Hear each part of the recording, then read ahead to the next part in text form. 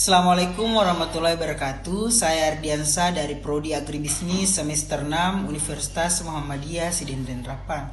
Baik, kali ini saya akan membawakan materi tentang manajemen industri hasil pertanian.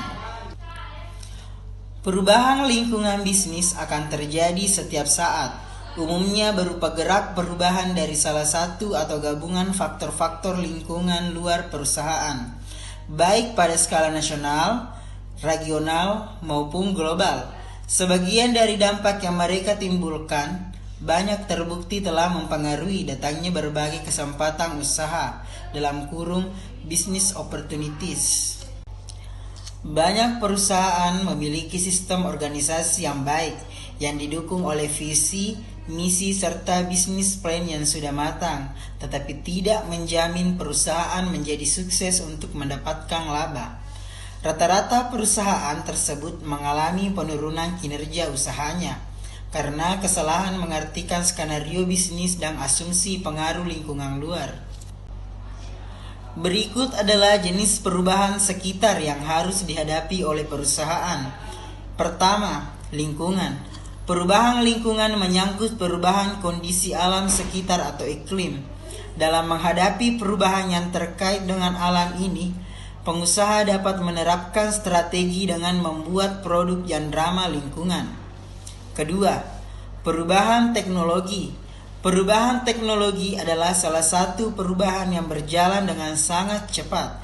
Kemajuan teknologi yang mengakibatkan perubahan ini mendorong pelaku usaha harus bisa beradaptasi dengan cepat.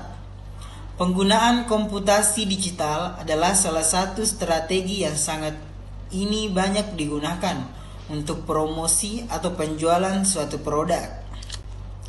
Yang ketiga yaitu informasi. Menerima dan mengelola informasi dengan baik adalah salah satu kunci keberhasilan pengusaha dalam menjalin bisnisnya.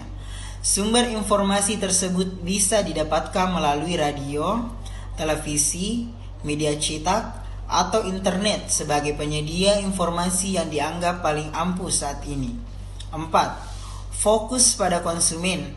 Saat ini bukan lagi zamannya company driven product, namun produsen dituntut untuk mendengar suara konsumen.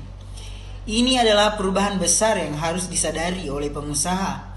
Kesuksesan suatu produk di pasar ditentukan dengan seberapa jauh produsen dapat memenuhi ekspektasi konsumennya. Kemudian ada 5 sikap yang harus dilakukan dalam menghadapi perubahan bisnis, yaitu 1. Meningkatkan kualitas SDM. Dengan meningkatkan kualitas SDM, bisnis yang dijalankan bisa survive dari persaingan yang sangat ketat dengan cara memberikan pelatihan, pengetahuan tentang teknologi saat ini dan juga dengan meningkatkan kualitas diri sendiri sebagai pemimpin di suatu bisnis. Kedua, responsif.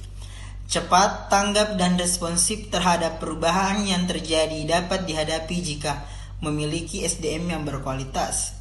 Ketelitian dalam melihat peluang baru, kecepatan dalam menanggapi keluhan konsumen, tanggapan terhadap serangan kompetitor membutuhkan strategi yang ampuh untuk menghadapinya. Ketiga, upgrade teknologi. Karena perkembangan dan pertumbuhan teknologi yang sangat cepat, maka kita harus bisa mengembangkan teknologi yang mendukung usaha kita dengan cara mengganti teknologi yang lama dengan teknologi yang baru, sehingga dapat menghasilkan produk yang lebih berkualitas untuk dapat bersaing di kompetitor.